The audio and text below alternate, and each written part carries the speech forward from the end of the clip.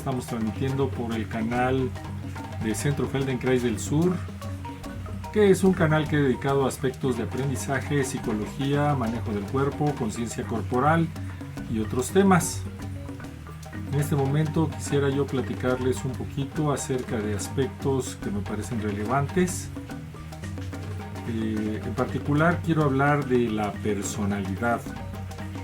¿Por qué se me ocurre hablar de la personalidad? En secundaria, y de hecho en la educación mexicana, se postula en el capítulo 11 del Derecho a la Educación,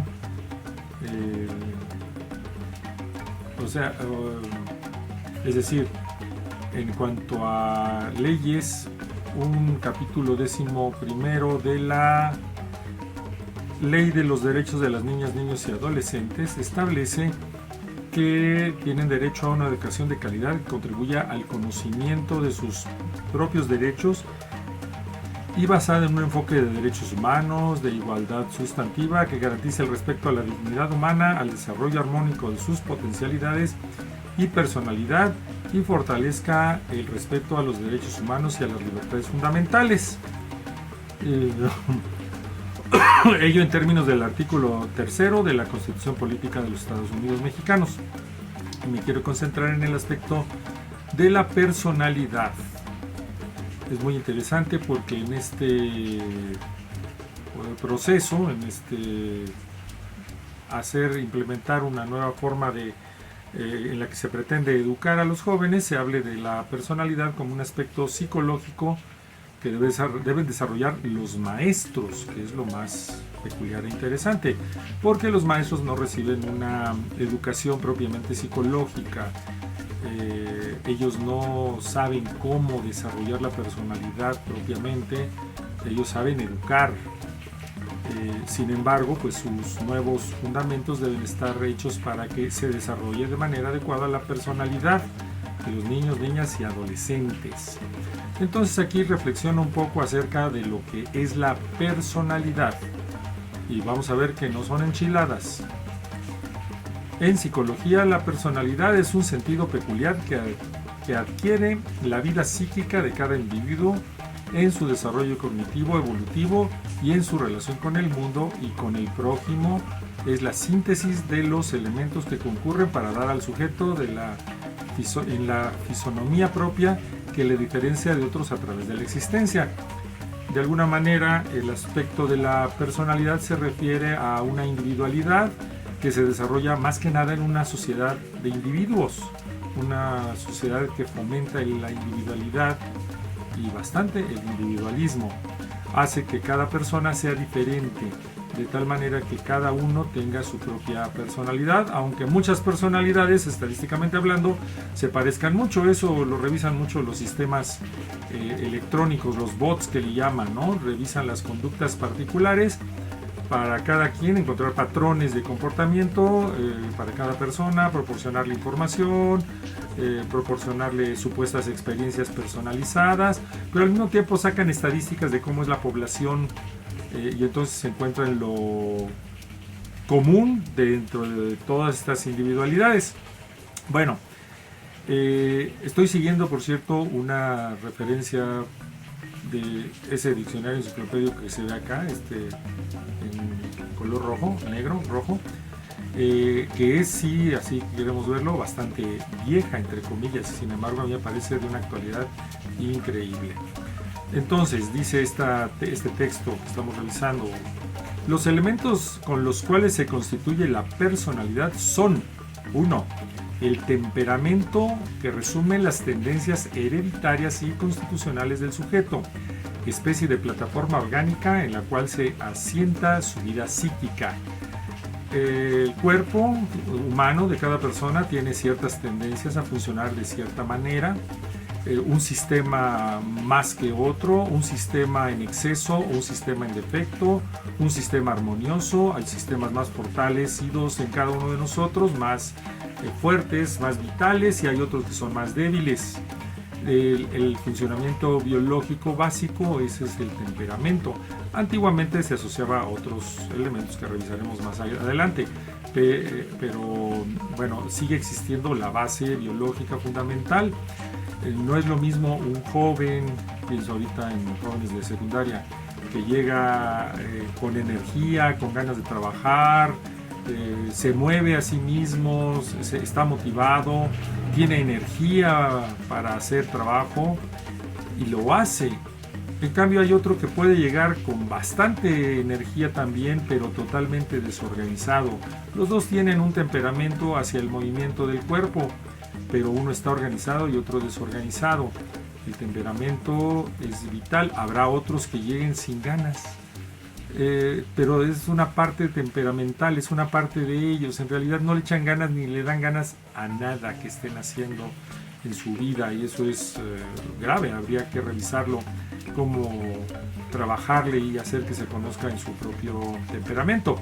De hecho, uno de los objetivos de proporcionar información a la gente es que se conozca a sí misma basada en algún elemento o referencia, pues filosófico, psicológico, conocido, racional, que tenga plausibilidad, y si se pueden hasta pruebas científicas de que así funciona. Que por cierto, estamos en medio de la lluvia, no sé si se esté oyendo allá el sonido de la lluvia, pero pues está bien bonito aquí en el sur de la ciudad. Bueno, entonces ese fue el primer elemento, el temperamento.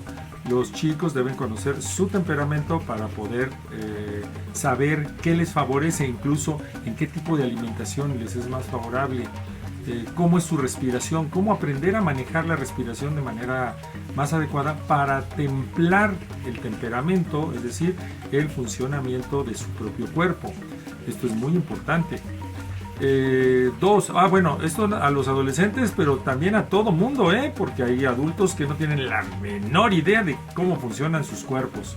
Bueno, lo siguiente, o el segundo punto que es necesario para constituir una personalidad, es la conciencia, que es por una parte autoconciencia o saber inmediato de sí mismo, y por otra representación estructurada del mundo, es decir, saber darse cuenta de que existen y darse cuenta de que existe un mundo externo que no son ellos, y que el mundo externo tiene ciertas variables que pueden modificar y ciertas otras que se pueden modificar a sí mismos, y hay variables que no van a poder mover, no van a poder cambiar, y otras que sí van a poder cambiar tanto en el mundo externo como en sí mismos.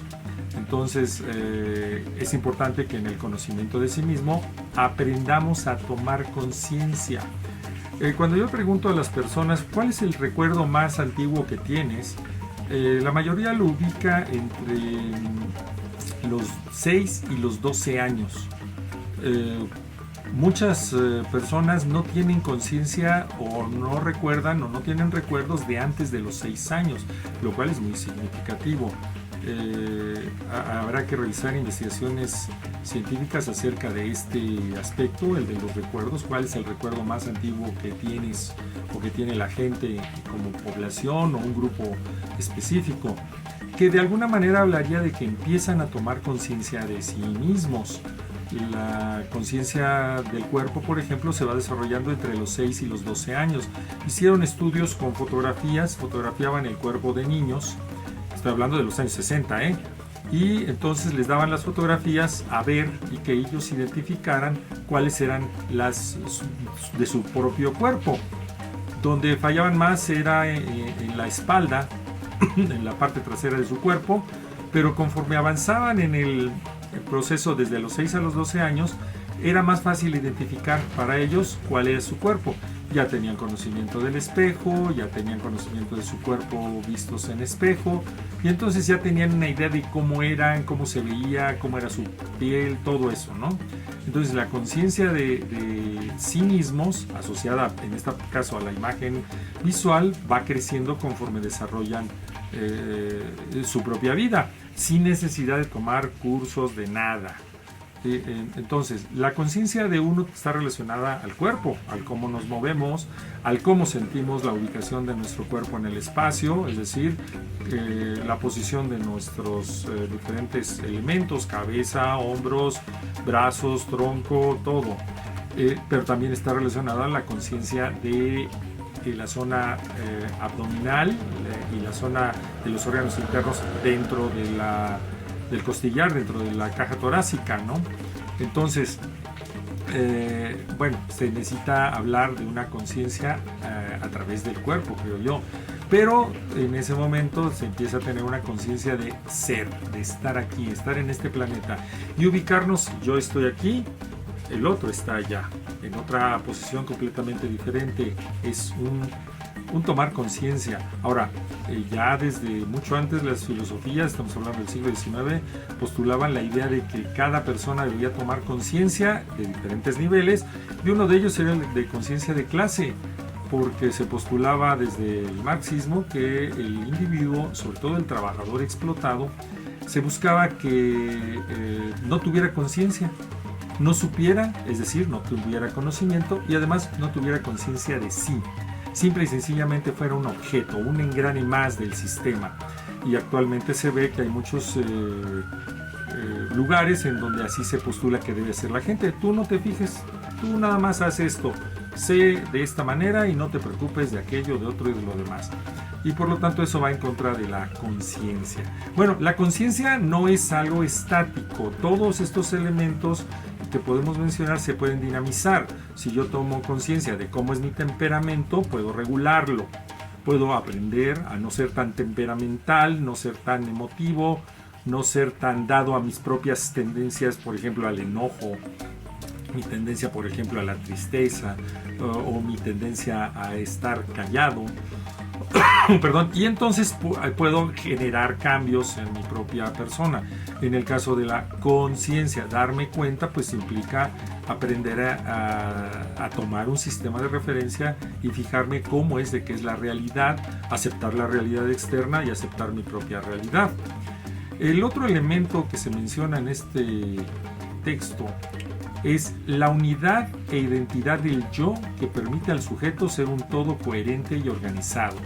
El yo se va formando desde pequeños. Si tomamos en cuenta la teoría psicoanalítica, surge primero el ello, que es el todo demanda de uno, y justamente, precisamente porque un bebé es todo necesidad. No hay manera de que él se cubra sus necesidades, sino que tiene que hacer demanda. Entonces demanda al mundo que le den. Se va a enfrentar a la realidad, la cual le va diciendo que sí y que no. Se va formando ese super yo a partir de los elementos externos, los padres en particular, pero todo aquello que le restrinja su satisfacción. Y se va a ir formando un elemento mediador, el yo, ¿sí? Como elemento para conciliar prácticamente intereses internos e intereses externos, de tal manera que crezca. Perdón, el yo debe crecer. Esto es muy importante, que la persona vaya inflando su ego hasta cierta medida y ya después, ¡pum!, se la tronamos, porque ya no lo necesita, ya no necesita del ego. Bueno, el yo da un todo coherente y organizado. Quien no tiene un yo que le ayude a formar coherencia va a tener muchos problemas en el desarrollo de su personalidad. El yo se forma principalmente, o inicialmente más bien, en casa. Los papás tienen que contribuir a la formación del yo de una manera muy clara. De hecho, también la conciencia. Si los papás son inconscientes de lo que es el mundo, de lo que es la vida, no han leído, no les interesa más que lo inmediato, por ejemplo, que puede ser muy importante, la adquisición de dinero para comer, porque mi situación económica es gravísima. Entonces, yo estoy más en lo inmediato que en lo futuro, o que en la conciencia, o que en cosas más importantes, y no me importa lo demás más que hacer dinero necesario para la subsistencia. Claro, otros mantienen esta idea a pesar de que ya no tengan exclusivamente necesidades materiales, pero bueno. Entonces, poco a poco luego iremos a ver con más detalle cada uno. Y después está el carácter. El carácter es una sólida estructura psíquica estrechamente ligada con la voluntad y el obrar humano en relación con la valoración que el sujeto hace de sí mismo y del mundo.